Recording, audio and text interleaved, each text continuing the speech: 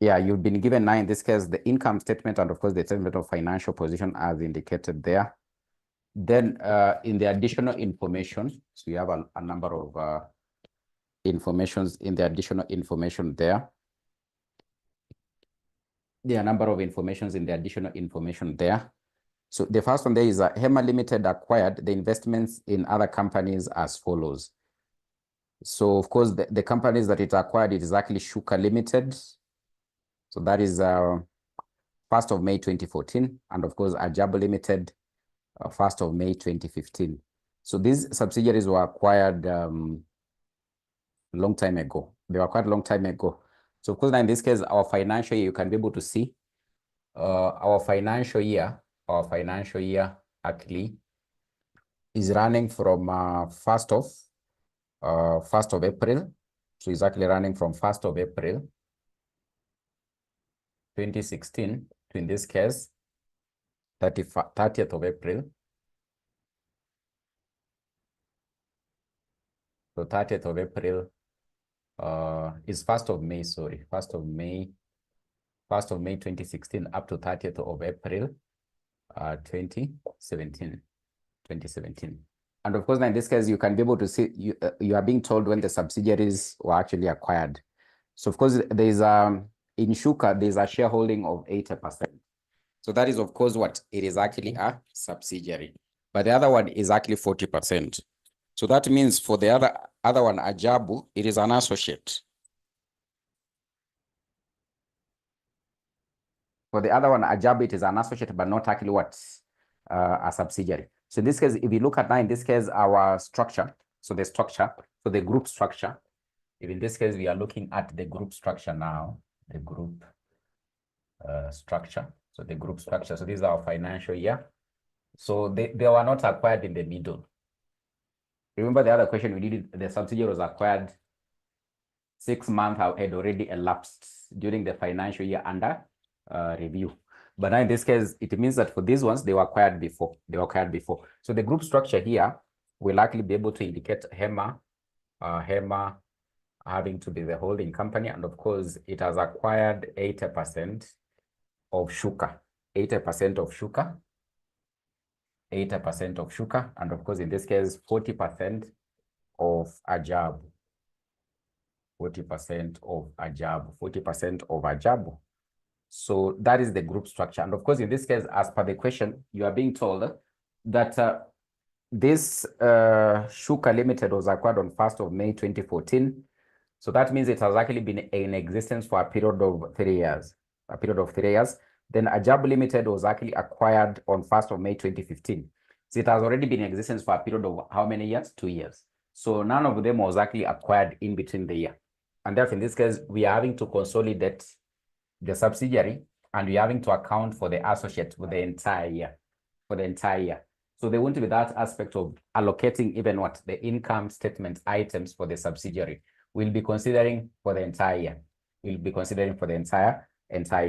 So you are told that so the cost of purchase for Shuka Limited was actually 300 million. Then of course for Ajabu it was 200 million. So of course this is now what we call the purchase consideration.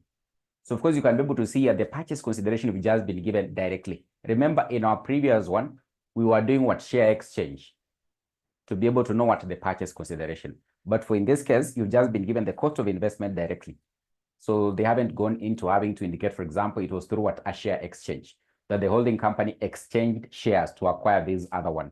So they have told us in this case, this is how much was actually paid in terms of cost of investment to acquire 80% control and of course 40% control in the associates. So that is what you're having to be given there. Then, so revaluation reserve, at that particular point in time they acquired, there was a revaluation reserve of 20 and of course 25 in both of them. So remember in this case, we said if there is any revaluation reserve at the point of having to purchase, the subsidiary, if there's actually any revaluation reserve, you'll have to consider it whenever in this case we'll likely be coming up with the goodwill. Whereby in this case we look at the pre-acquisition. The pre-acquisition in this case revaluation reserve, the pre-acquisition revaluation reserve, at that point in time they're having to acquire it, you have to consider it when you are computing the goodwill. Then in this case, the retained profits at that particular point in time. So this means this is actually what you're calling what the pre-acquisition profits. The pre-acquisition profits. And of course, you remember our formula for goodwill. Purchase consideration less the net assets. Under the net assets, we are looking at the equity items in the subsidiary or in the associates. So, and in this case, the equity items, we are having maybe ordinary share capital or any other item of equity. Then in this case, we can be able to consider pre-acquisition revaluation reserves and pre-acquisition profits. Remember, for profits and of course the revaluation reserves, we are considering pre. But of course now in this case, for the other item, ordinary share capital, we are taking it the way it is in the statement of financial position. But for the revaluation reserve, we take pre. So in this case, retained earnings, we have to compute and get what was the pre-acquisition profits. The profits that were actually there before they acquired. That is what we consider in having to come up with with the goodwill. So that is why in this case, you'll likely end up having to deal with those items. And of course, you're going to compute the goodwill. So still just under the same note, you're having to be told, HEMA Limited also invested in half of 10% loan stock in Shuka Limited. So if you look at, in this case, Shuka Limited, if you look at, in this case, the statement of financial position for Shuka Limited, just go up there, you'll be able to see a 10% loan stock. 10% loan stock. So the 10% loan stock for Shuka Limited is actually how much? An amount of 200 million. So HEMA Limited also invested in half. At that point in time they were acquiring, they invested in half. So that half of this loan stock is how much? So half of the loan stock. So half of the loan stock is actually how much? So they actually invested in this loan stock an amount of 100 million. 100 million. In short, they paid what? Shuka. They paid Shuka how much? 100 million. 100 million. And of course, if that is the case, if there was money moving from this subsidiary to this other subsidiary, that is what? An intercompany balance. And in this case, we must actually be able to do what? Eliminate. Money moving from here, coming here. Or balances moving from this side. So that's what an intercompany balance. And in this case, we must actually end up having to do what? To eliminate. So it means if this was the money that was actually paid to this Shuka Limited, it means that in this case, that was actually what? An investment. So of course, it was actually an investment by HEMA. It was an investment by HEMA. It was an investment by HEMA of an amount of what? How much? 100 million. So we'll have to eliminate this intercompany balance. So of course, in this case, we'll have to less from investments. We'll have to less this 100 million from investments. Still the same case, we'll have to less from the loan stock. We'll have to less from the loan stock. Ideally, in this case, we would actually end up having to say that we will end up having to, maybe in this case, if this is the case, we'll likely end up having to remove this amount from the investments, and of course now in this case also from the loan stock, so that we can be able to eliminate this balance. Remember, any intercompany balance we have to do what? To eliminate. Any intercompany balance you have to eliminate. So this was actually an investment by the holding company into the subsidiary, an amount worth how much? 100. So of course, to the holding company HEMA, they were investing in the loan stock to get interest. So this loan stock was belonging to Shuka. So for the Shuka, we'll have to eliminate 100. For the investments, for in this case, what? HEMA will have to eliminate how much? 100. And of course, still on the same loan stock, they're having to get an interest. They're gaining an interest. These guys are getting an interest. HEMA Limited, remember, when you make an investment, you get an interest. So the interest for that case is actually 10% of the invested 100 of 100. In this case, you'll get what? 10 million as the interest. 10 million as the interest. And of course, in this case, this 10 million is having to be paid by Shuka to HEMA.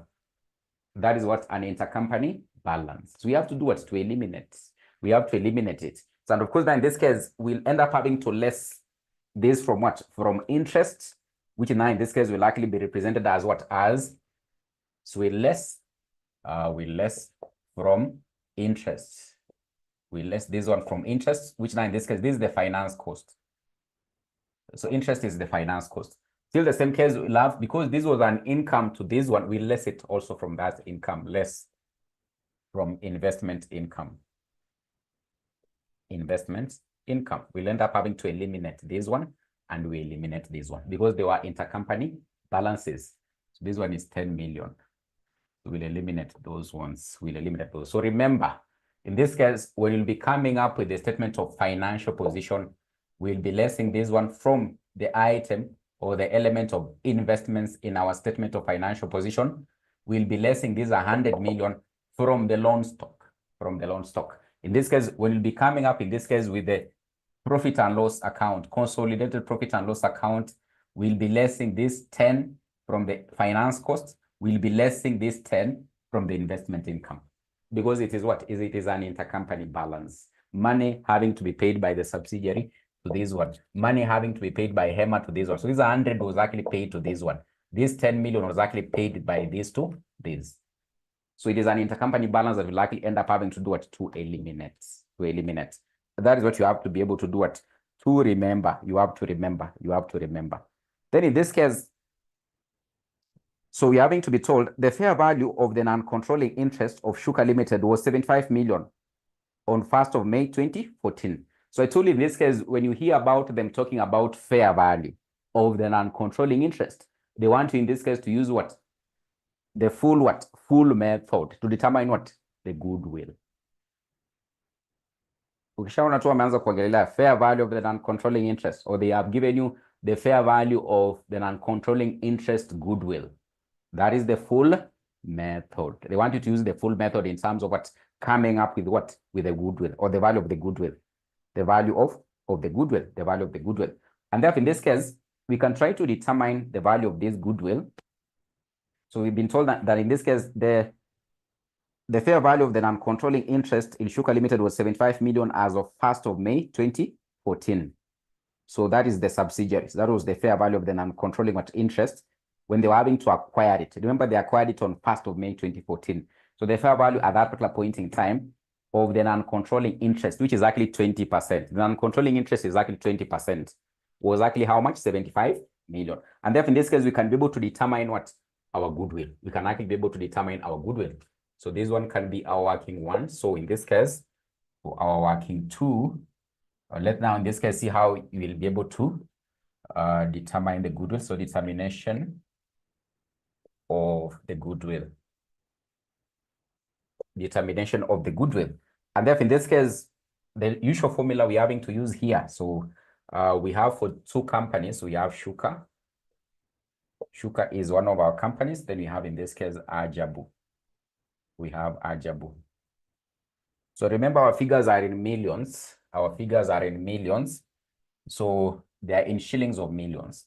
They are not actually cows. They are not actually cows. They are actually shillings of millions. So purchase consideration. Purchase consideration. So purchase consideration, we will actually be given in note number 1. The money they paid, which I've already been able to explain there. So it is in note number 1. So this one was 300. They paid 300. They paid how much? 300. So let's try to organize. Let us be a bit organized. Let us be a bit organized. Let us be a bit organized. Let us be a bit organized. So the purchase consideration was actually 300 for this one. And of course, now in this case for Ajabu, it was actually an amount of 200 million. Then in this case, remember in this case, we said when you are using the full method, on this purchase consideration, you normally add what? The fair value of the non-controlling interest. The fair value of the non-controlling interest, which is actually 75, which you've actually been given 75 million. Then in this case, you less, for this one, there's none. Then in this case, you less the net assets. You less the net assets. You less the net assets. And of course, in this case, the net assets is the capital components of the subsidiary. And of course, what in this case, the associate. So this one, in this case, you have to go to the statement of financial position. Ukienda hapo, in this case, hapo kwa equity and liabilities. Hapo kwa equity and liabilities. In this case, you have ordinary share capital. And of course, you have what? Share premium. So in this case ukiangalia huku kwa shuka hapo kwa ordinary share capital na kwa share premium unaona a value of 250. There are two values there. So in this case we have ordinary share capital. Ordinary share capital, there's a value of, in this case, 200. And of course, now in this case, you have also share premium. Share premium, there's a value of, in this case, 50. For in this case, for the associate, you can see a value of 200, and of course, also 50 is just the same. 200, and of course, also 50. But now in this case, for the revaluation reserves and actually retained profits, tunachukua nini? Pre. Actually, don't forget. For the revaluation reserve, in this case, you're not actually taking them as they are there in the statement of financial position. When you are computing goodwill, for these ones, you take pre-acquisition. The pre-acquisition profits, the profits they acquired, that were there before they acquired. The profits that were actually there before they did what? They acquired. And the reserves that were actually there before they did what? They acquired. And of course, these ones you've actually been given in note number 1, whereby you can be able to see Shuka, they're having to tell us on 1st of May, the revaluation reserve value was actually how much? 20. And of course, in this case, for this other one was actually how much? 25. Those are what? The pre-acquisition reserves. So pre-acquisition reserves. Pre-acquisition reserves. Pre-acquisition reserves, in this case, as per note number 1, the ones that were there before, at that point in time, they were acquiring. So for this one is actually 20. And for this other one is actually 25. Exactly 25. Exactly 25. Then in this case, we have pre-acquisition profit, pre-acquisition retained earnings. Pre-acquisition retained earnings. Pre-acquisition retained earnings. So also you have been given there under note number 1. Unaona your retained earnings ukomisho 80 and 150. So you have 80. Then of course 150. 150. So if you add them, so these ones, they are under note number 1. These ones, they are under note number 1. You can be able to see them. So you can add, if you add those ones, in this case, this one you should be able to get, that is coming to 350. So this one you less the net assets. 350, you'll be able to get a figure of 25. Then in this case, these ones, when you add, you'll get a figure of 425. You'll get a figure of 425. So 425. But now in this case, remember for this Ajabu, so this holding company is only able to, in this case, control how much? 40%. Is only able to control 40%. So 40%. For this one, we haven't been given we haven't actually in this case been given the fair value of the non-controlling interest. So simply because they're controlling 40%, then in this case, if you get 40% of this one, you'll end up having to get how much? 170. So if you get a difference there, it will likely come to a value of 30. It will come to a value of 30. So for this Shuka, since you've been given this fair value, then we use the full method. But for this other one, we haven't actually been given. So now in this case, you can be able to apply what the partial. Then now in this case, you'll be able to get a value of goodwill for the associate. This one is the associate. So this one is the associate. This one is the subsidiary. This one is the subsidiary. This one is the subsidiary. So this one will likely come to 170, then you minus, you get 30. So for this one, you'll apply full method because you have actually been given what the fair value of the non-controlling interest. For this other one, you can be able to apply what the partial, because in this case, you haven't been given what the fair value of the non-controlling interest. And of course, that is why in this case, you'll likely end up having to get what the goodwill. So the goodwill for the two companies. The goodwill for the two companies. The goodwill for the two companies. Then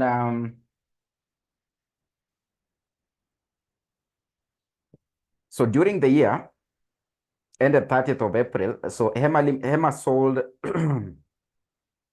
so Hema Limited sold some goods to Shuka Limited and Ajabu Limited as follows. So as follows.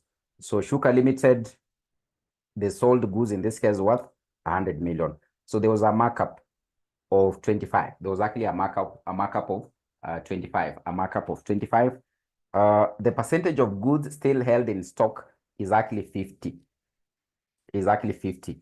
So the percentage of goods that are actually still held in stock is actually how much? 50 is actually 50.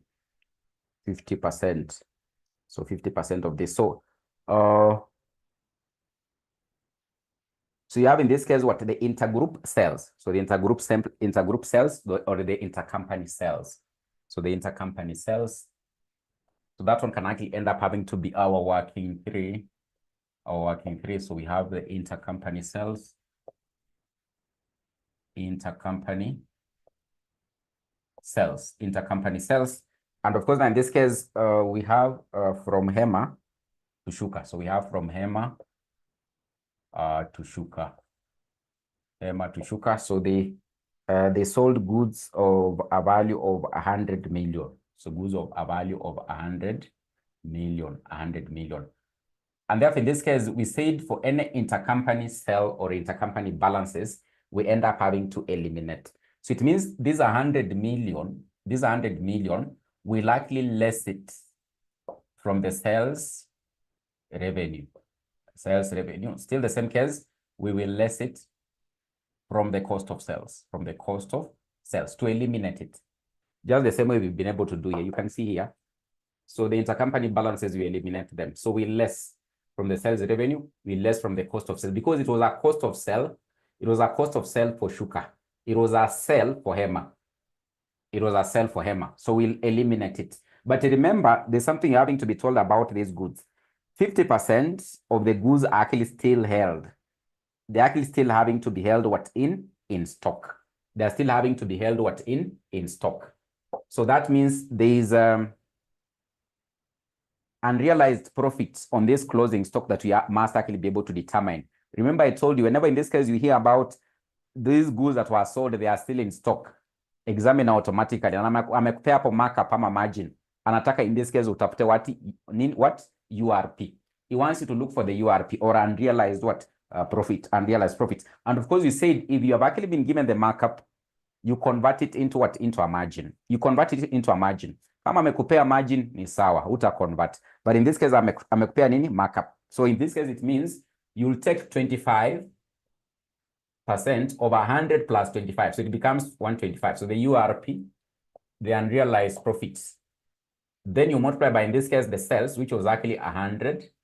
But remember, out of these sales, only 50% is actually still in stock. So we have to apportion that percentage. So it is actually 50% is actually still in stock. So if you do the computation there, you'll be able to get 10 million as the unrealized profit. You'll get 10 million as the unrealized profit. In this case, how do you treat unrealized profit?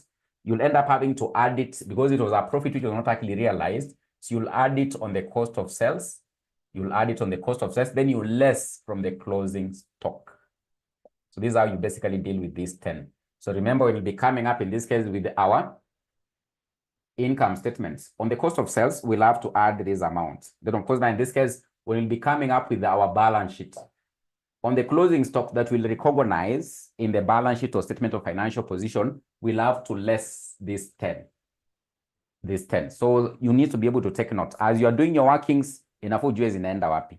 Usiku unafanya workings zenye ujui penye utazipeleka. Sasa unazifanya za nini? You need to know, where will I take them? For example, if it is the intercompany sales, I less them from the sales revenue. I less them from what? From the cost of sales. If it is unrealized profit, I'll add it back on the cost of sales. I less it from the closing stock. Usiku unazifanya hapa na ujui utazipeleka wapi. So you need to know where you'll be able to take them. If it is goodwill, then I'll be able to consider it when I'll be coming up with what? The consolidated statement of what? Of financial position. Consolidated statement of financial position. So that, of course, that is why in this case, you likely end up having to deal with what? The intercompany sale. Remember, the ones for Ajabu, we won't consider them, because in this case for Ajabu, we are not actually having to consolidate it. Remember, in this case, I told you, for associates, we use the equity method. The equity method to do what? To consolidate. Sasa tukienda kutengeneza huko sasa, unaona sasa tukienda kutengeneza huko sasa the consolidated income statement, tutakuwa tuna add tu za Hema na Ajabu. Tutakuwa tuna add tu za Hema na Ajabu.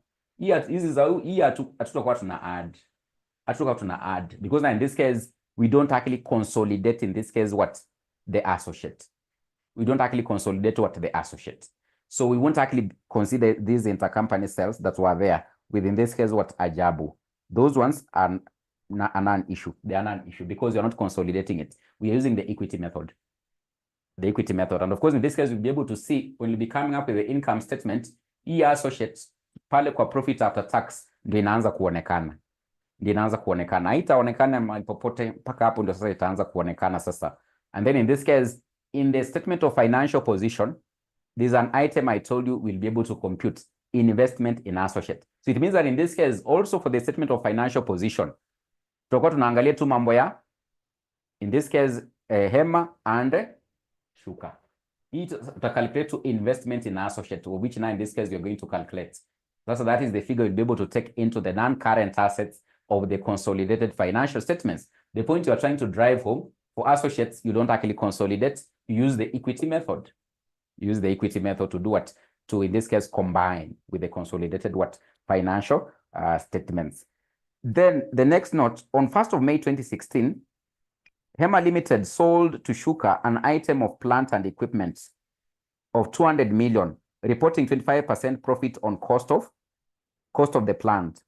The group charges a depreciation of 20% per annum on cost, So that was actually an intergroup sale of what? Fixed asset. So an intergroup sale of fixed assets. An intergroup sale of fixed assets. So in this case, it was from so on 1st of May 2016, Hema sold to Shuka Limited an item. So Hema is the one that was actually selling. So Hema to Shuka. An item of plant worth 200. An item of plant worth 200. So so for this particular item, in this case, it was actually sold at a profit. It was actually sold at a profit. And therefore, in this case, we'll likely end up having to calculate what the unrealized profit. So on 1st of May 2016, Hema Limited sold to Shuka an item of plant of 200, reporting 25% profit on cost of the plant. The group charges depreciation at 20% per annum on cost of the plant. On cost of what? Of the plant. So the intergroup sale of the fixed asset here, so we'll determine what was actually the profit. What was actually the profit here. So of course, now in this case, it was a markup, so we'll convert it into what? Into a margin. So over 125, you multiply by, in this case, the amount of the sales. So in this case, we'll get what we call what? 40. So we'll get actually 40. So 40, an amount of 40, which now in this case, we'll end up having to add. So we'll end up having, in this case, do what? Add on the cost of sales. So we'll add on the cost of sales. We'll likely add on the cost of sales. Then in this case, we'll end up having to credit the property, plant, and equipment. We'll less it from the property, plant, and equipment. Then there was an overcharge of depreciation. So there was an overcharge of depreciation. There was an overcharge of depreciation on this particular what? Profit.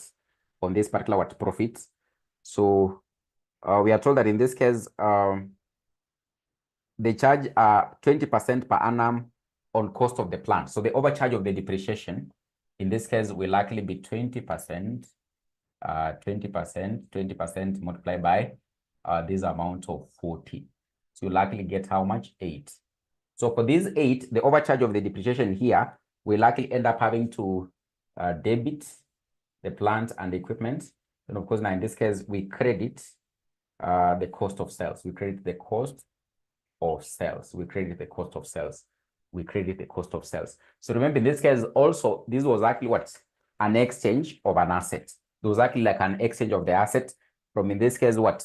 Hema Limited to Shuka. From Hema Limited to Shuka. From Hema Limited to Shuka. So therefore, in this case, on this exchange of an asset, they ended up having to sell it at what? At a profit. At a profit. So we'll have to end up having to do what? To eliminate this kind of what? A profit by having to do what? we'll debit the cost of sales, or we'll add on the cost of sales, then we credit what? The property, plant, and equipment. But on this particular sale of the assets, because they are having to sell it at a profit, then it means that there was actually an overcharge of what? Of depreciation on the sale of these assets. So therefore, in this case, we'll take 20% of that unrealized on that particular profits on the sale of the asset, which now in this case will likely be 8. Will likely be 8. So this particular 80 here, because it was an overcharge, it was actually an overcharge. It means that in this case, it was reducing the value of the property, plant, and equipment. And therefore, we'll have to add it back on the property, plant, and equipment. But of course, now in this case, we do what? We credit the cost of sales. We credit the cost of sales. So that's why in this case, you'll end up having to deal with what? The intergroup sale of the fixed asset. The intergroup sale of the fixed asset. The intergroup sale of what? Of the fixed asset. Then, so number five, all the goodwill of the two companies in which HEMA Limited has invested are estimated to be impaired by 60% to the year ended 30th of April. 20% of the impairment relates to the current year. 20% of the impairment relates to the current year. So we can now in this case look at the impairment of the goodwill. So impairment of the goodwill. Impairment of goodwill simply means loss of value. Impairment of is like a depreciation. Impairment of the goodwill. Impairment of the goodwill. Impairment of the goodwill. And therefore, in this case, impairment, we are having to be told that in this case, it is all the goodwill of the two companies in which HEMA Limited has invested are estimated to be impaired by 60% to the year ended 30th of April 2017. So in this case, this goodwill that we've actually been able to compute here, 25 and of course 30. So for all the companies they have invested in, it doesn't matter whether it is a subsidiary or an associate, up to in this case, the end of this particular year, 30th of April 2017, it means the goodwill has actually been impaired by 60%. So the impairment of the goodwill here will likely be 60%. You multiply by 9. In this case, the two goodwills, 25 plus, which is plus 30. So 60%. Up to the end of this year, it is 60% impaired. So that means you'll likely end up having to get a value of 33. Exactly 33. But remember, we've actually been told that 20% of this impairment actually relates to what? To the current year. And of course, the year we are looking at in terms of consolidating the financial statements, it is the current year. So that is what you are coming up with. So for us to know what we'll be able to take into the P&L account as the goodwill, as the impairment of the goodwill, we'll take 20% of this total goodwill. Total impairment, 20% of this total impairment to take it to the current year. So remember, since they started, they actually acquired these subsidiaries. The impairment in total, kutoka hizi mwaka zianze, so hapa, wamesema hapa in total. So this one had already existed for 3 years. This one is for 2 years. So for the 3 years plus 2, this total goodwill here has been impaired by a value of 60. So 60 of this is 33, but 20% of the total impairment relates to the current year. So we'll take 20% of this, which now in this case will likely be 6.6. It means this is what will likely be able to take into the P&L account, as in this case, what our goodwill for the current year, our P&L account as for the goodwill in the current in the current year, as in the P&L account as the goodwill, impairment on the goodwill in the current year. Then trade receivables and trade payables included 50 million due from Shuka Limited to HEMA Limited and shillings 10 million due from Ajab Limited to HEMA Limited. So this is still what you call an intercompany balance. But in this case, we have to be able to do what? To eliminate. So in this case, our working number 6. So in this case, the intercompany balance of 50 will end up having to eliminate it. So the intercompany balance, there's an intercompany balance of how much? 50. It is an intercompany balance because now in this case, you can be able to see what you're having to be told here. So trade receivables and trade payables included 50 million due from Shuka Limited to Hema Limited. That in this case, in totality, the trade payables and trade receivables actually include an amount, in this case, that is actually 50 million due from Shuka. So this Shuka owes this Hema Limited an amount of 50 million. So inamaanisha kwamba huyu Shuka anafaa kumlipa huyu. So there's an exchange of this money between the company. So exactly what an intercompany balance that we must actually be able to do what, end up having to do what, to eliminate. So it means we'll be able to eliminate, we'll eliminate from the trade receivables and the trade payables. Remember, in our previous question, there was cash in transit, but hapa sasa hakuna. You remember what I was trying to explain yesterday, that if there's a cash in transit, then in this case, it simply means we'll be able to only consider having to deduct from the trade receivables. We won't deduct from the trade payables because the payable alikuwa shalipa. But in this case, in our situation here, ajalipa. So it means in both scenarios, under the current assets, we'll deduct from the trade receivables. Under the trade payables, we'll deduct from what? From the trade payables. But if it happened that in this case, already Hema alikuwa amelipa, or in this case, Shuka was the payable. Was the one who was supposed to pay. Shuka alikuwa shalipa, but the cash was actually in transit. Remember what we said.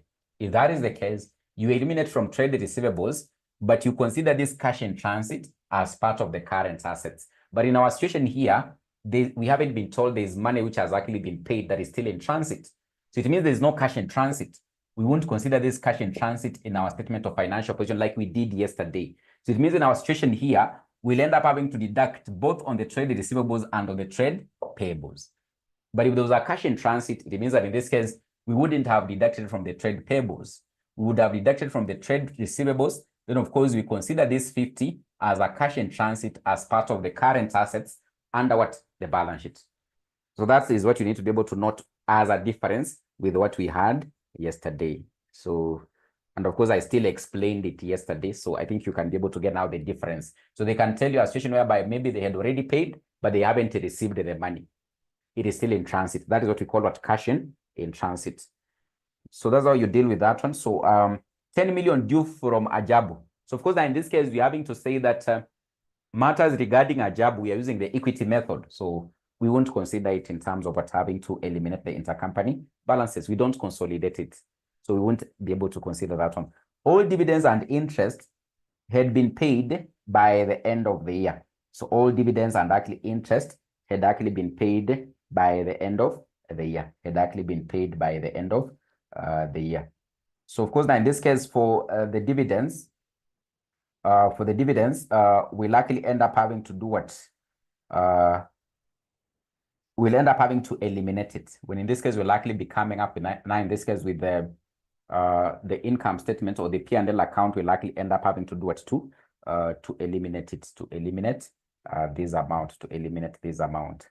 So of course, now in this case, we can start maybe preparing our income statement. So the consolidated income statement, we can start preparing the consolidated income statement, the consolidated income statement.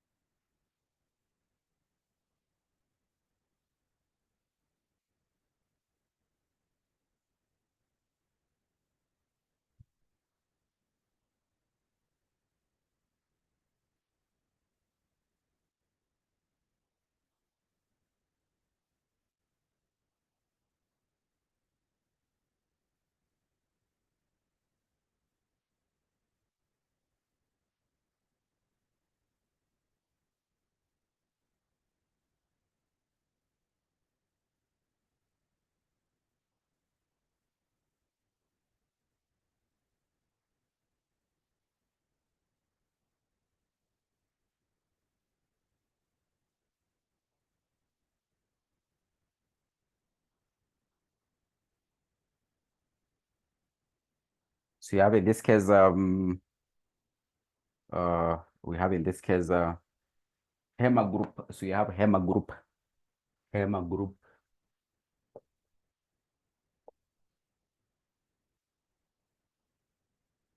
consolidated income statement. HEMA group consolidated income statements for the year ended. So 35 of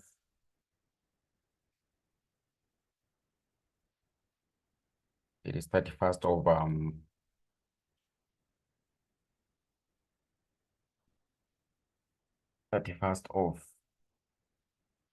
30th of April. It is 30th of April.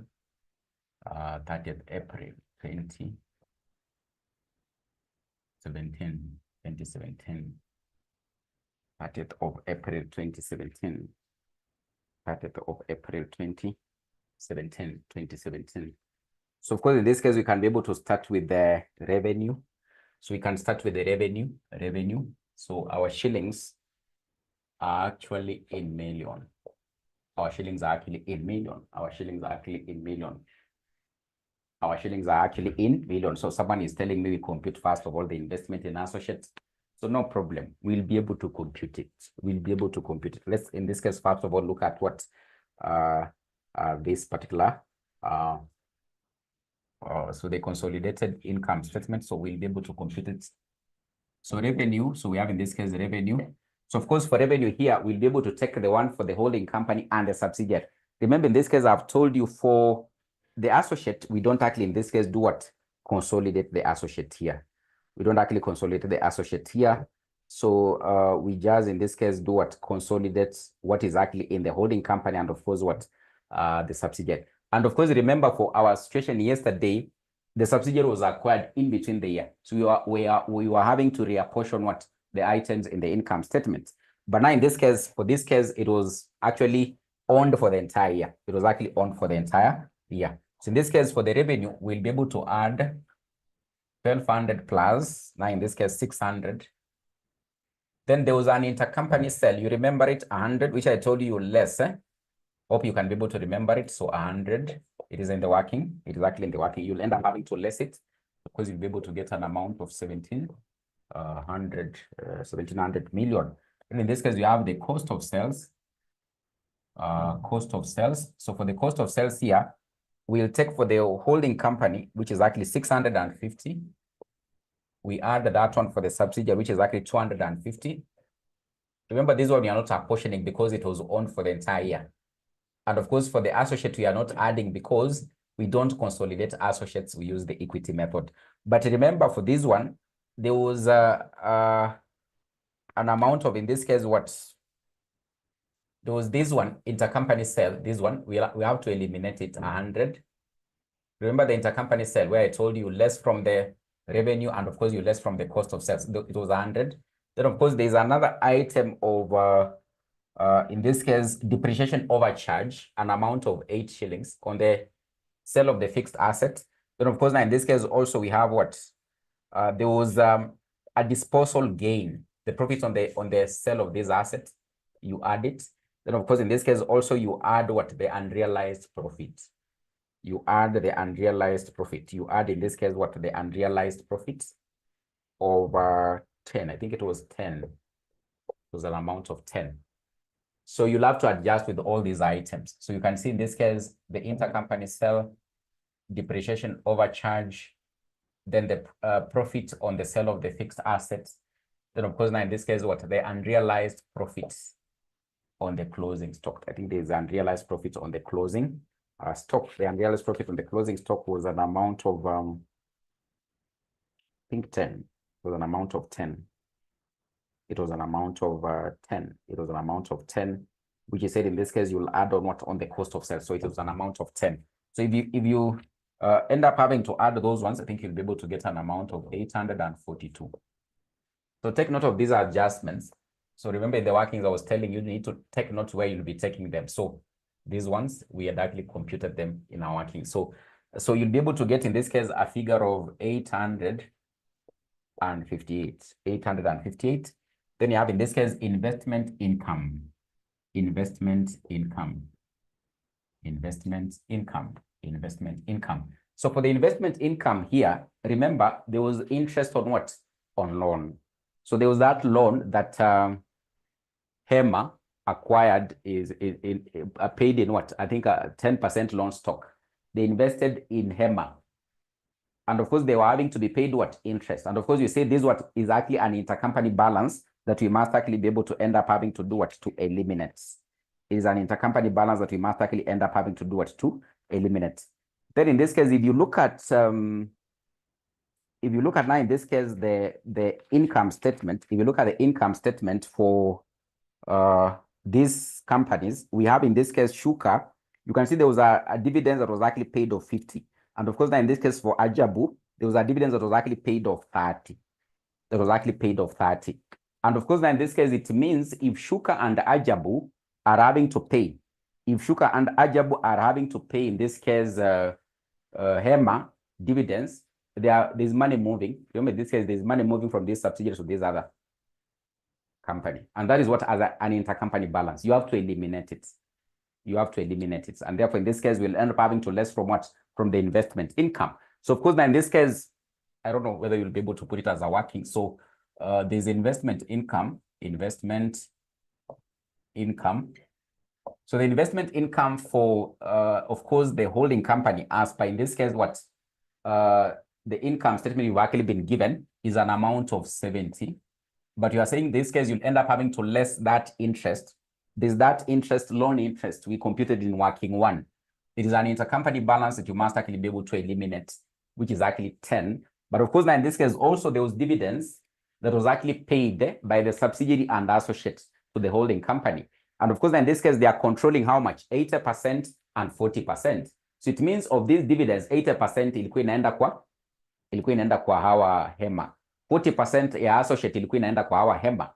That is an intercompany balance which will actually end up also having to do what? To eliminate there. And therefore, in this case, you'll likely less also in this case 80% of 50 plus in this case 40% of, in this case, that dividends for the associate is actually 30. Ukiangalia income statement utaziona hizo. So we eliminate them. And of course, in this case, you'll be able to get the amount of the investment income there. You'll get a figure of, I think, 8. Exactly 8. So that is what the investment income. That is the investment. If you compute this one, you should be able to get, I think, 8. So that is, I think, okay. It is okay. Then in this case, we can actually be able to do what? Consider the expenses. So that is investment income. So 70. So remember the one, you can see in this case in Ajabu there is 1, but we're having to say that we don't consolidate what? In this case, an associate, we don't consolidate it. So that won't actually end up having to matter for us, So then in this case, you have what? Distribution cost. So distribution cost now in this case is actually 100 plus 40. 100 plus 40.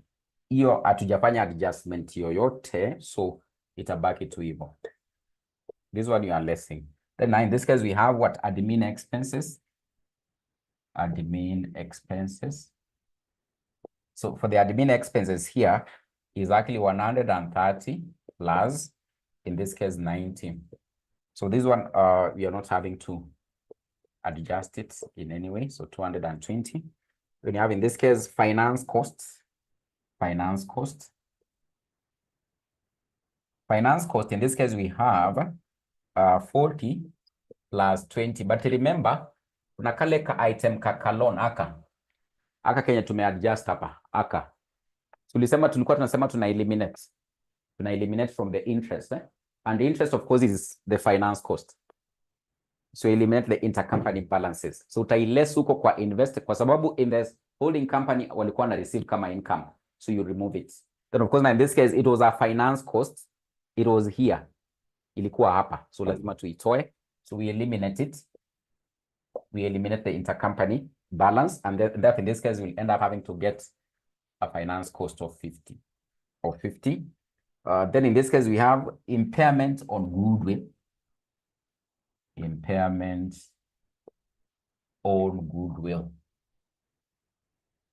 So the impairment on goodwill, which we've already been able to compute, tulikuwa tumeifanya mahali, ilikuwa I think working, there was a working, which in this case we got an amount of 6.6. There was an impairment on goodwill of 6.6. So, and therefore in this case, we'll be able to get profit before tax. So the profit before tax, in this case, you should be able to get a figure of 449.4. And therefore in this case, we have what? The tax expense. The tax expense. So for the tax expense here, so we'll also end up having to add for the holding company and of course for the subsidiary. So that one will just end up having to add it direct. So tax expense is actually 70 and 50. You'll get 120. So of course for the tax expense, you also less. Then in this case, we get what? Profit after tax. So profit after tax, the profit after tax, which now in this case is an amount of 329.4. 329.4. Then so this is where now in this case now the associate comes in. So if you look at now in this case the income statement of the associate, the income statement for the associate, you can be able to see profit for the year is actually 70. Hope you are there. Hope you are there in the question. You can be able to see now in this case in the profit for the year. So after profit after tax hapo, kuna profit before tax ambayo ni 101, then kuna income tax ya 31, then in this case kuna profit after tax ya 70. So sasa hapo ndio sasa associate inaingilia. So unaona hizi zingine zote tumekuwa tukishughulikia mambo tu ya holding company na subsidiary. Sasa in this case associate hatukuwa tunaiongelelea. Sasa hapa ndio tunaanza kuiongelelea. These are basically now in this case you do what? You put together what? The associate together with what? With the holding company books of accounts. So we just be able to take what? 40% of this what? Profit after tax. And therefore in this case, add the associate share of profit after tax. So add the associate share of profit after tax, which now in this case will likely be 40%. You multiply by, so because they are controlling 40% of the associates, want to control 40% as per our question. So the 40% of this 70, you'll actually be able to get an amount of 28. So you'll add it. These are profits they're enjoying. They are controlling 40% of the shareholding in the associate. So therefore, if they make any profit, they are controlling 40% of that profit. And therefore, in this case, you'll get an amount of 357.4. So 357.4. So that will be the total profit. Total profit. 357.4. So 357.4 is the total profits. So you can see where now in this case the associate actually comes in. So inakujia tu hapa. So huku kwengine hatuiongelelima. We don't consolidate. We just take what? The profit after tax, the holding company portion of the profit after tax. Then in this case, we combine with the profit of what? Of the holding company, or the profit of the entire group. Profit of the entire group. So you need to be able to take note of that. But in this case, that's when in this case, the associate inaingililia hapo sasa. The associate inaingililia hapo. The associate inaingililia hapo. Inaingililia hapo. So we can now in this case start looking at how you likely end up having to come up with what? With now in this case what? The statement of financial position. But in this case there was someone who was actually mentioning about what? Investment in associates. So because in this case the investment in associates is one of the items we'll likely be able to consider when you likely be coming up with what? The statement of financial position. So remember in this case we said we don't consolidate associates. So now the item of the associate ambayo sasa tutaconsider when we are coming up now in this case with the statement of financial, we need to compute what? With the investment in associate. And of course I remember yesterday, I think I was actually able to give you like a format as well. In this case we end up having to come up with this. We end up having to come up with this. We end up having to come up with this. We end up having to come up with this. So investment in associates. I don't know, it will be working what? So maybe in this case, maybe you can be able to call it, is it, I don't know, as per your workings, is it working, I don't know, it is 8, maybe it could be 8 or something. So investment in associates. Before we come up with the balance sheet, investment in associates. Investment in assets. And as per our formula, you remember yesterday, I think it was the last thing we learned about. I told you in this case, you take the purchase consideration. You take the purchase consideration. Purchase consideration, which in this case, it is as per note number 1. Yani walilipa pesa ngapi kununua hii associate. Walilipa pesa ngapi kununua hii associate. And of course, in this case, as per note number 1, you can see they paid, the cost of purchase was actually 200 million. It was actually 200 million. So it is actually 200 million. Then in this case, we are saying you add post-acquisition changes in net assets. So the post-acquisition and post-acquisition changes in net assets. Changes in net assets. The post-acquisition changes in net assets. And therefore, in this case, the post-acquisition changes in net assets. So you'll end up having to look at, if you look at now in this case,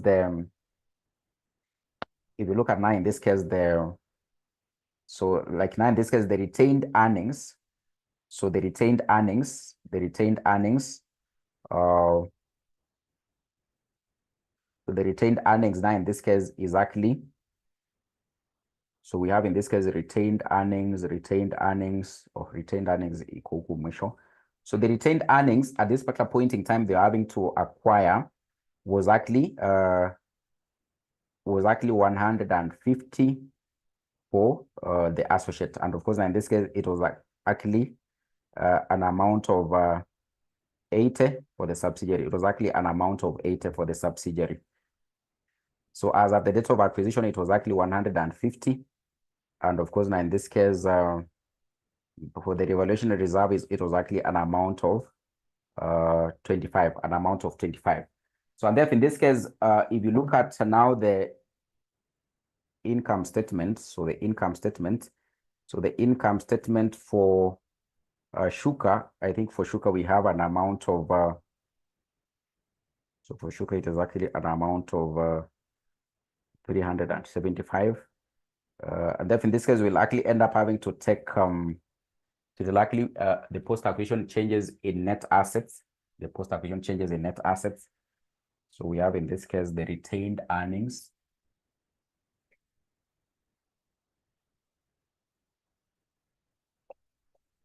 Of course, in this case also we have what the revaluation reserve.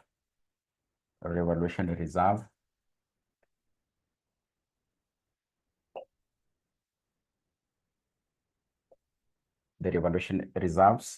reserves.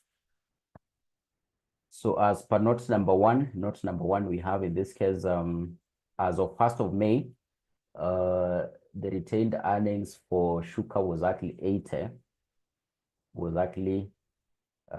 And of course in this case for Ajabu, it was actually 150. So in this case, we are only considering in this case those ones for Ajab. So because Ajab is the associate, Ajab is the associate. So for the retained earnings, it was actually 150, and of course for the reserves, it was actually 25.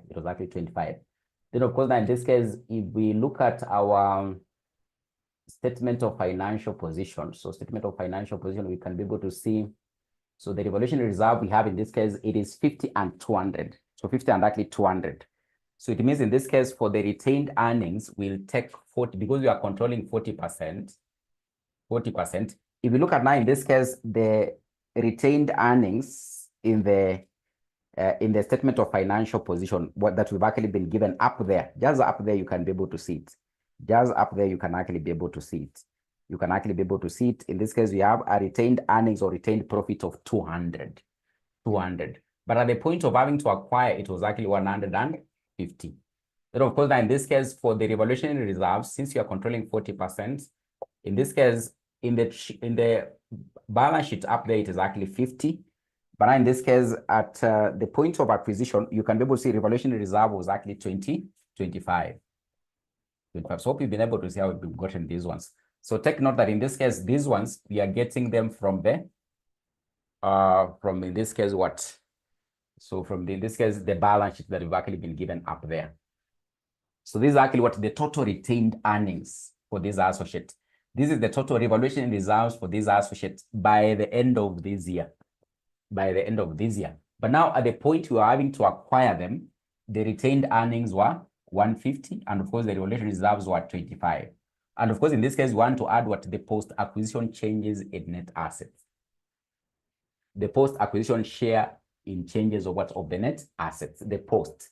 So we have to take in this case what we have currently, we minus what was actually pre, because these ones were pre-acquisition. Remember, we used them in this case under goodwill computation as pre.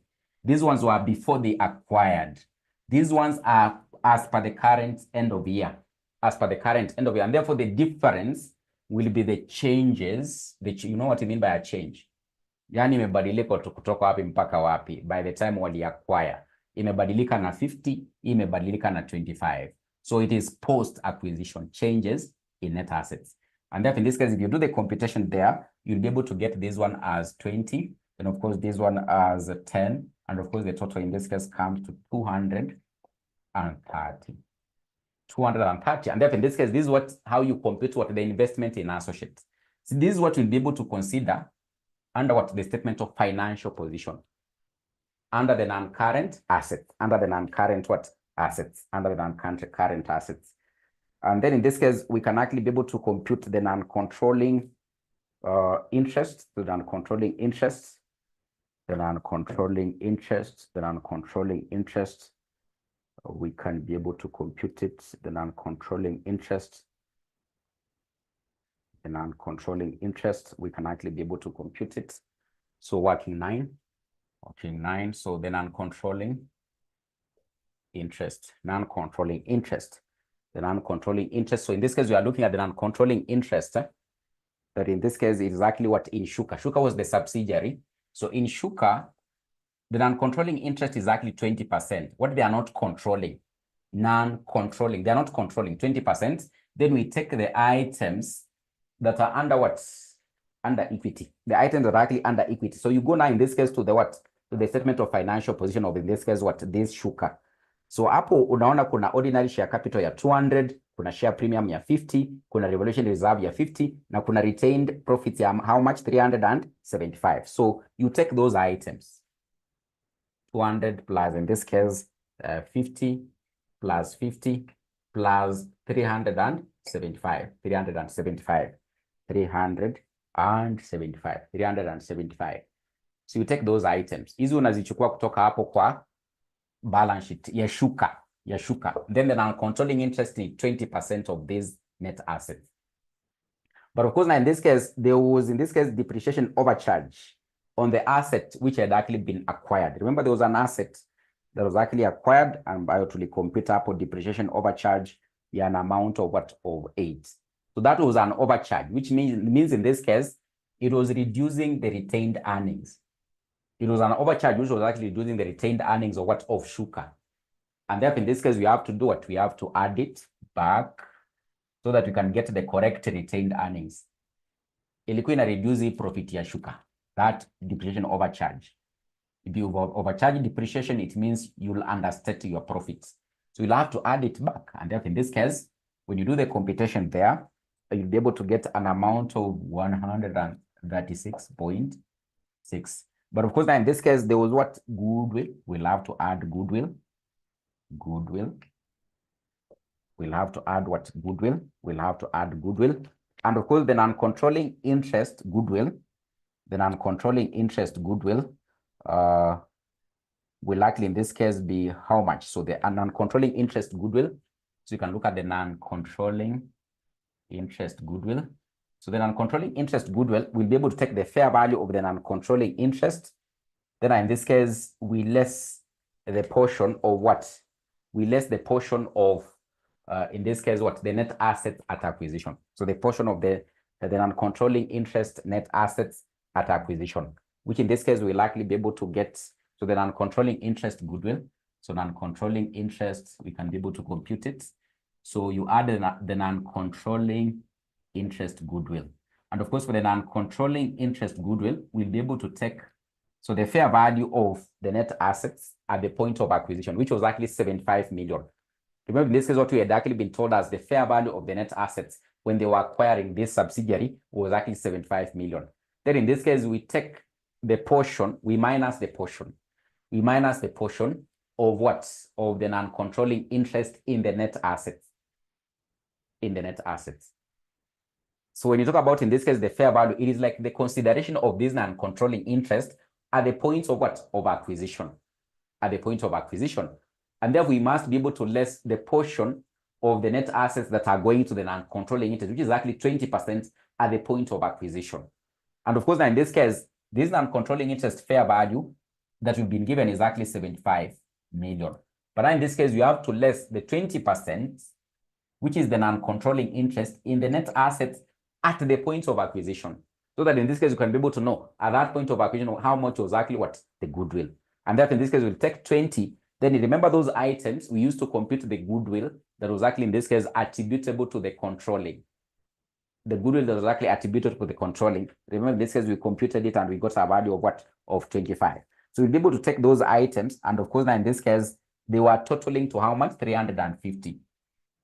So this equals a total of 350. And therefore in this case you'll get a value of non-controlling interest goodwill of how much? 5. Of 5. And non-controlling interest goodwill of how much? 5. Of 5. So there's something I need to be able to explain here. Remember, I told you that in the additional information, when they want you to use the full method to compute the goodwill, they can either give you the non-controlling interest fair value, which you are given as 75. Alternatively, they can end up having to give you this 5. Unakumbuka ile swali yetu ya jana? Swali yetu ya jana walikuwa wametupatia hii. Walikuwa wametupatia hii. Hawakuwa wametupea the fair value. Hawakuwa wametupatia hii. Walikuwa wametupea hii. If you are a very keen student, you can be able to remember. Kama ulikuwa unafuata what was happening in yesterday's class, you can be able to remember. In our yesterday's question, in the additional information, they had given us the fair value of what? Of the goodwill of the non-controlling interest. In our question, they have given us the fair value of non-controlling interest. And therefore, in this case, at that working, kirudi kwa hiyo working ya tumefanya leo, tumesema kwamba purchase consideration, you add the non-controlling interest fair value. But nilikwambia in this case, if they have actually given you this one, if they have given you this one, what you do in this case, you'll end up having to take the purchase consideration, which is actually in this case an amount of much, how much? 300. Then you less the net assets. You less the net assets. Then you take a portion of these net assets, you less from what? From the 300. Then you add this what? 5. You'll be able to get what? The total goodwill of how much? 25. In short, wacha niwafanyie hapa ndio sasa muone. You need to be able to grasp what is actually happening here. So just look at that working been able to do of goodwill. Hii ya leo tu. Hii ya leo tu yenye tumefanya. Hii ya leo tu yenye tumefanya, hebu tu iangalie vile tumeifanya. Hiyo ni full method. Na kwa hii ya leo walikuwa wametupea the fair value of non-controlling interest. Kwa ile swali yetu ya jana walikuwa wametupea the fair value of non-controlling interest goodwill. Walikuwa wametupea sasa 5 in the additional information. So if that is the case, if you are computing now the goodwill, utakuja uifanye hivi. If you are computing the goodwill sasa, utakuja uifanye hivi. Hiyo ni kama examiner amekupea hiyo 5. Hajakupea hii. Hiyo amekunyamazia. Amekunyamazia sana. Amekupea sasa hiyo ingine. So in this case, you'll take the purchase consideration. Purchase consideration. We check the purchase consideration, which now in this case is actually an amount of how much? 300. So you won't add directly because this one utakuja pewa, hauta add. Kwa sababu hujapewa. Then in this case, you less what? The net assets. You less what? The net assets. Less the net assets. And of course, hakuna haja tufanye hivyo separate. So total net assets hapo zinakuja how much? 350. 350. But you take what? 80% of this. 80% of this. So if you take 80% of that, I don't know how much you get. In this case, if you compute 80% of this, 80% of that, you get how much? You get how much? 80% of that.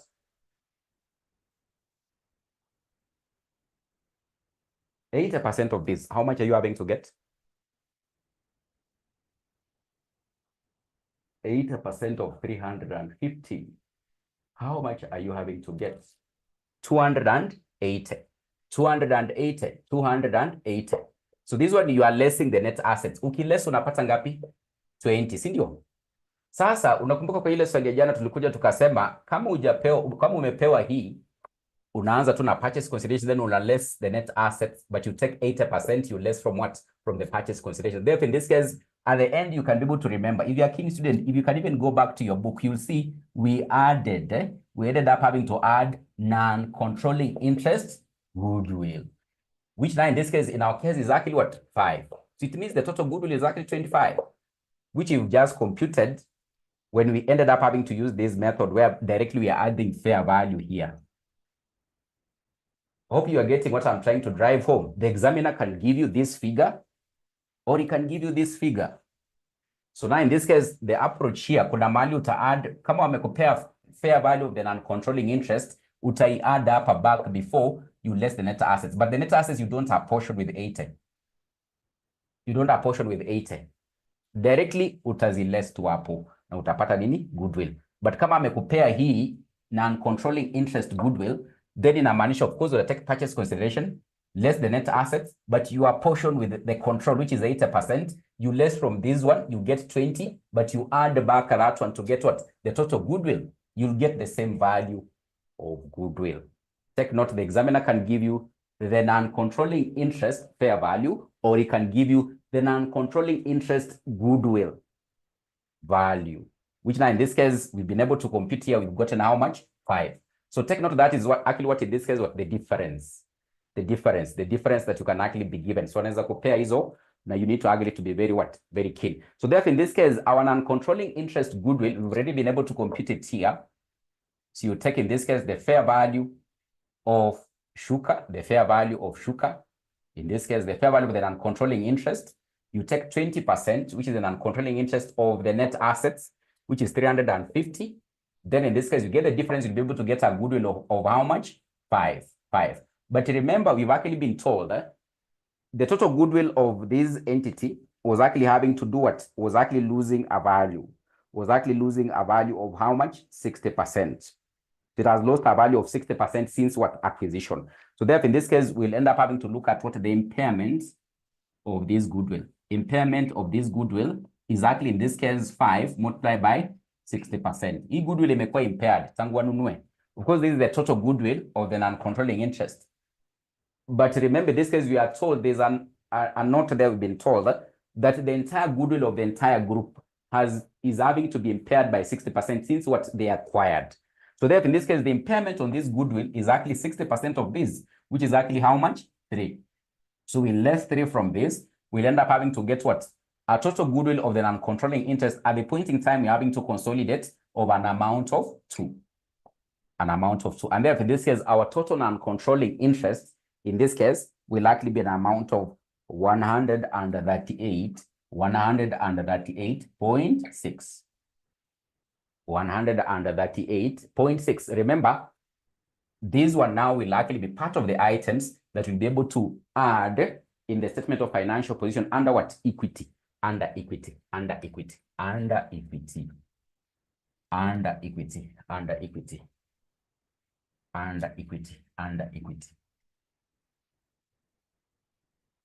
So now in this case, we can look at the final working.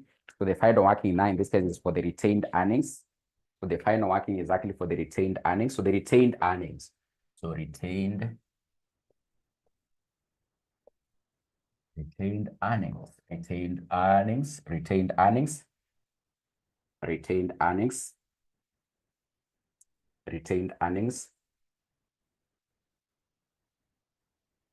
So retained earnings that have actually been given here.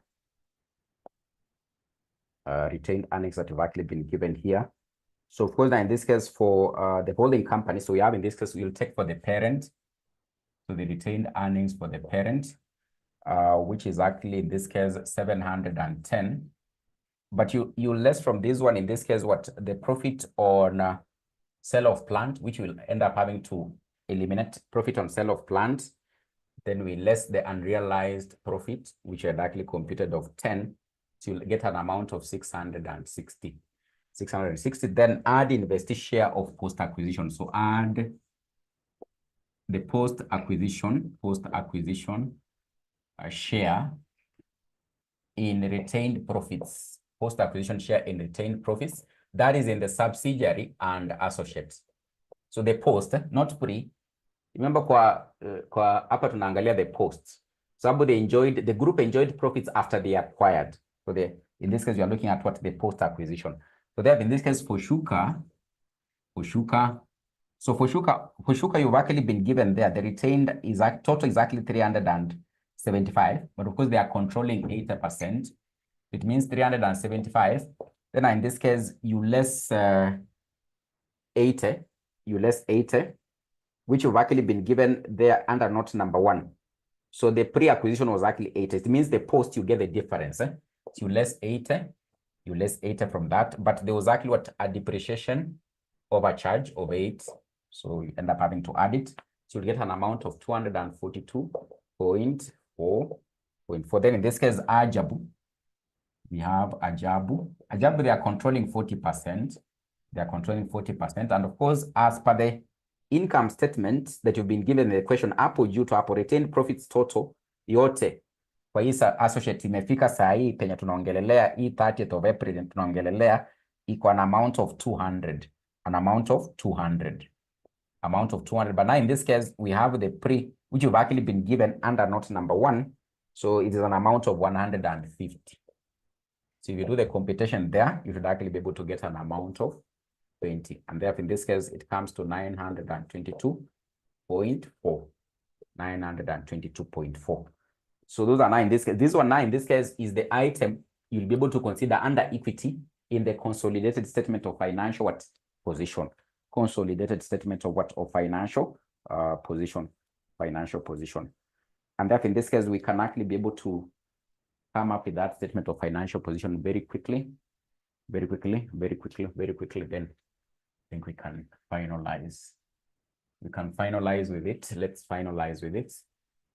Let's finalize with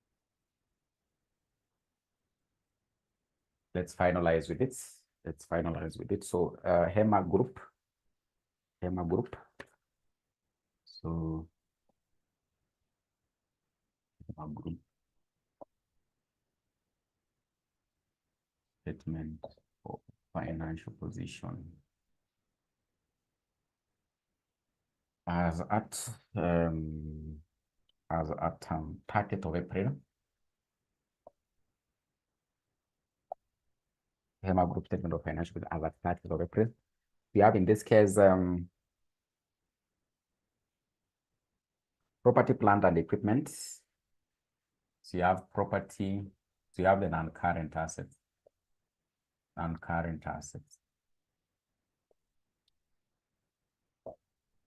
So you have property, plant, and equipment. So property, plant, and equipment, remember in this case, tumesema, we are consolidating what? The holding company and the subsidiary. So associates are to consolidate. Associates. You have to consolidate. So in this case, we'll be able to take for, in this case, the holding company is 1250. We add 9, in this case, how much? 800. So 1250 plus 800.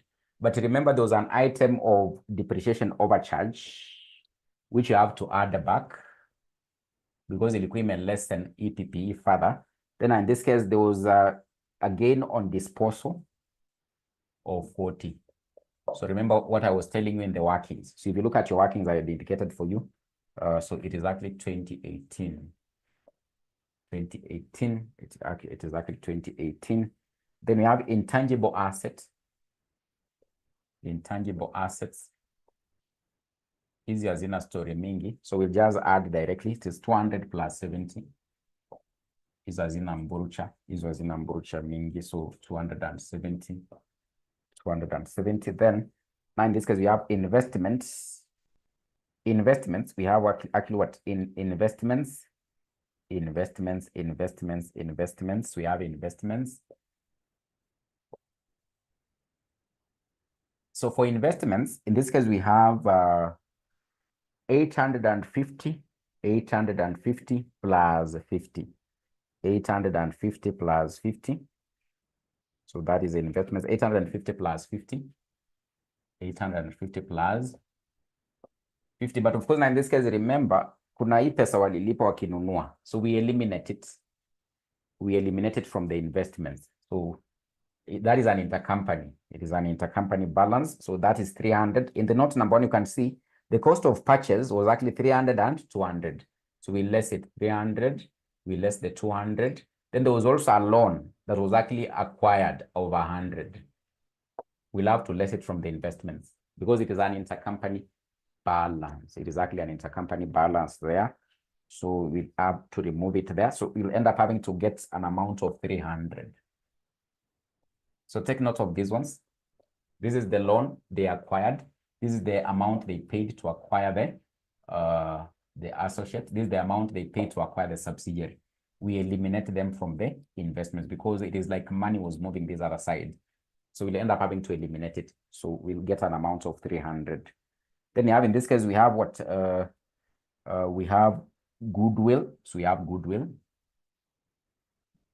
So the goodwill we've actually been able to compute. The goodwill we have actually been able to compute in this case is actually totaling to an amount of I think 33. So I think we had actually computed it was coming to 33. 33. Yes, it is actually an accumulated depreciation of impairment of 33 because it is 25 plus 30 multiplied by 60. So in this case, it is actually goodwill is actually 25. Goodwill is actually 25 plus 30. So it is actually 25. Remember, the goodwill have actually been able to compute it incurred impairment. Since they acquired it as it had an accumulated impairment of 33. Tunakumbuka tuchukua 60% of that. You less the 33 in this case. So that is the impairment. You'll get an amount of 22. An amount of 22. Then in this case, we have investment in associates. Investment in associates to calculate. Investments in associates. Sasa, this is how now the associate is accounted for in the statement of financial position. You compute, kuna ile working tumefanya investment in associates. Sasa hapa ndio associate inaingililia kwa balance sheet. Tunaona hizi zingine tuna add tu za holding company na za subsidiary. Story ya associate hatutaki kusikia. Story yake tutakuja kuisikililia hapa. Tutakuja kuisikililia hapo. Story yake tutakuja kuisikililia hapo. So associate, this is how it is. This is now the equity method that we are talking about yesterday. You calculate this figure, then unakuja unaiplug hapa. So award vile tuna add hizi. Usianze kuadd ya associate. Associate is not consolidated. And this is now the equity method we were talking about. You compute this figure, then unakuja unairusha hapo kwa non-current assets. Unairusha hapo kwa non-current assets. Investment in assets, I think we got an amount of 230. Then we can look at now, in this case, the current assets. Current assets. Naona masani mbaya. Masani mbaya. It is mbili already. I hope there's no one going to class right now because I want us to finish this one. Inventory. We have inventory now. In this case, inventory is actually 200 plus 75. But remember, there was a what? Unrealized profit. Unakumbuka kwa workings. Nilikuwa nakuandikia tu vitu hapa na kuambia tu sasa ile tunafanya inventory closing stock tuta minus. Unakumbuka nikikwambia hivyo? So ndio hii sasa inakuja hapa. Si ndio hii unaona imekuja hapa unrealized profit ya 10. Hapa ndio imetokelezea sasa. Hapo ndio imetokelezea sasa. So in this case you'll get an amount of, is it 265 or something? Yes, 265. Then you have in this case trade receivables, trade and other receivables. Trade receivables. Trade receivables kuna in this case 300 plus 90. 300 plus 90. But remember kulikuwa na ile intercompany balance. Ambapo in this case walikuwa nasema trade payables za huyu zenye zimebaki hajalipa huyu mwingine ni 50. So unakumbuka nilikwambia uta eliminate na nikakuandikia hapo kando eliminate. So ndio hii tuna eliminate hapa sasa. So unaona tuna eliminate hapo sasa. So 340. So 340. So we are eliminating it now. Then in this case, we have financial assets at fair value. Financial assets at fair value. So easy una add to direct easy as in a story mingi. So 30 plus 20. So you get an amount of 50. Then in this case, we have cash and cash equivalents. Cash and cash equivalents. Cash and cash equivalents to Konapo, an amount of, in this case, how much? 150 plus 40, napata 190. So I think those are the only assets we have. You can actually be able to add there. You can actually be able to add there. You can actually be able to add there. You can actually be able to add there. Then in this case, tumalizie tu kabisa kabisa. Tumalizie tu kabisa kabisa. Before watu waende makwao. Before watu waende makwao. Before watu waende kujivinjari. Tumalizie tu kabisa. Before watu waende kujivinjari. Watu waende makwao, waende nyumbani kabisa. So now in this case, we have equity and liabilities. Equity and liabilities. We have equity and liabilities. Equity and liabilities. So tumalizie kabisa equity. Nakata equity and liabilities.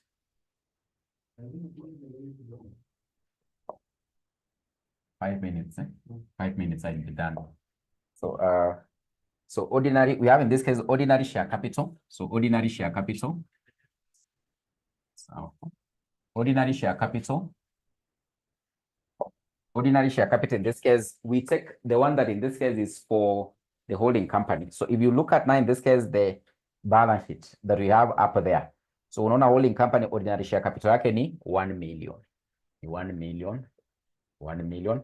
Then in this case, we have share premium. So share premium also, you take the one for the holding company there. Up there, you can be able to see exactly how much. 300. Exactly 300. So the share premium is exactly 300. Share premium. Exactly how much? 300. Exactly 300. So those ones you don't have to adjust. So Gitonga unaona hizi. Sasa unaweza kosa kuweka hizi. So huwezi pata zero kwa hii kitu actually. Lazima kuna vitu. So zingine tuna add to direct. Azina kama hii na hii by the. Yani ni mambo rahisi tu, mambo mdogo. Hii haina story mingi. Una add to. So hii trade receivables unafaa uangalie tu kama kulikuwa na balances. Kwamba huyu alikuwa ameuzia huyu na hajalipa bado, uangalie kama ilikuwa. So unaona zingine una add kama hii my cash and cash equivalents una add to. So the marks are just direct. So you don't have to in this case start having to panic that you can score zero in this particular question. You must be able to score something. You must be able to score something. Then in this case, revaluation reserve. Revaluation reserve. Hiyo ilikuwa na mambo hapo. Hiyo ilikuwa na mambo hapo. In this case, we have for the holding company, which is actually 20, which is actually 200. 200 is actually 200. 200 plus. But now in this case, for these other ones, we have to take the post acquisition. We don't take the entire reserves. We take the post. Remember tumekuwa tukitumia huko kutengeneza goodwill. Sasa hapa reserves tunachukua za this particular point in time ya the subsidiary and the associate, tunachukua post after they acquired. How much was it? And therefore in this case you'll take 80% of the post acquisition reserve. So it will likely be 50 minus 20. Then in this case plus 40%. In this case, the entire reserves is actually 50 that have actually been given. You minus, in this case, 25. So you'll likely be able to get a figure of 234. 200. So these are basically the post-acquisition reserves. You can note somewhere. These are how you get the post-acquisition reserves. So you take the current reserves, you minus the reserves that were there at the point of acquisition. And of course, hizo tumepewa, I think, note number 1. Ukiangalia note number 1 unaziona. Note number 1, I think unaziona. So ndio hizo hapo note number 1 unaziona hapo. Revaluation reserves at the point in time they were acquiring. Ndio hizi. Na hii. But in this one, the total reserves ambazo tuko nazo hapa, so unaziona hapo. in this case in the balance sheets tumepewa hapo, ndio hizo hapo unaziona. Reserves ni 50-50, so una minus, una get the posts, then you'll be able to get that figure. Then retained earnings we've computed. Retained earnings tumecompute na working hapo, ile working ilikuwa pale, hapo 922.4. Then in this case we have non-controlling interest ambao pia tumecompute, kuna working fulani imekuwa hapa, so it was an amount of 138.6. Then in this case we have the non-current liabilities. Non-current liabilities. So in this case, exactly 10% loan stock. 10% loan stock. So in this case, exactly 500 plus 200 minus 100. Remember this one we are eliminating. Kuna ile loan iko hapo kwa note number 1. Ninakwambia una eliminate hapo. Na hata nilikuwa nimekuandikia hapa kwa hiyo working, you eliminate. Nilikuwa nimekuandikia. Sasa hapa unaona sasa tumekuja ku-eliminate. So unaona tume-eliminate hapa. So 600. Then kuna current liabilities. Kuna current liabilities. Kuna trade and other payables. Trade and other payables. In this case, itakuwa 250 plus 250 minus this one. Remember ile intercompany balance iko hapo kwa trade receivables na trade payables.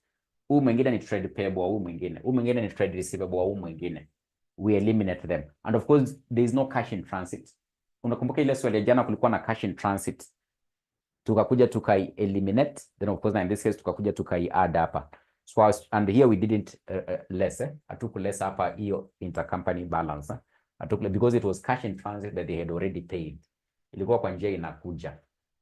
But in this case, this one is not there. So we less also from what the trade payables, which is an amount of 50. And of course, you'll be able to get 450. Then in this case, we have the current tax. EPI ikuwa na mambo mingi. So in this case, 20 plus 20. In this case, you get 40. So I think it should be able to balance. So I think we can end there because I know some of you are going to another class. Others are going to start cooking ugali. Others have already switched off. Others are going to sleep.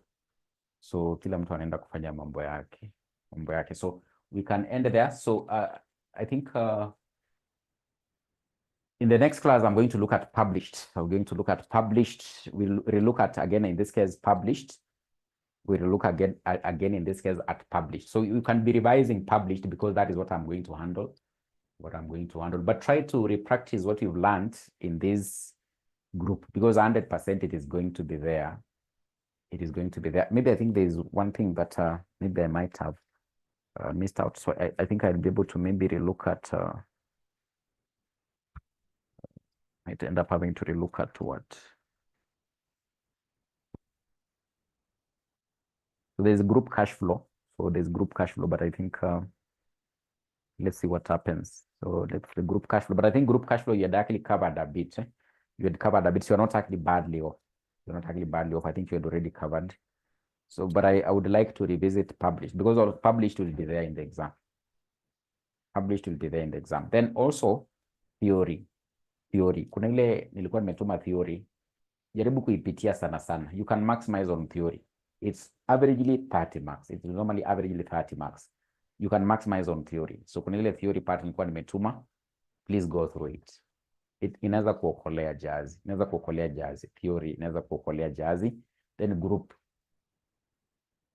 Itakuwa kwa exam. Lazima itakuwa. So maybe what I need to look at is the group cash flow. Then I think, as I've said, next week, I think I'll also be able to look at published financial statements. published financial, maybe any other area that is of so much relevance, but don't ignore the other areas. Don't ignore the other areas. Still try to go through them. Try to go through them. Try to go through them. But of course, I'll be able to revisit published financial statements. Then I think we'll now in this case be in the home stretch. It will now be the home stretch. Otherwise, you can have a good night. So let's catch up sometime later.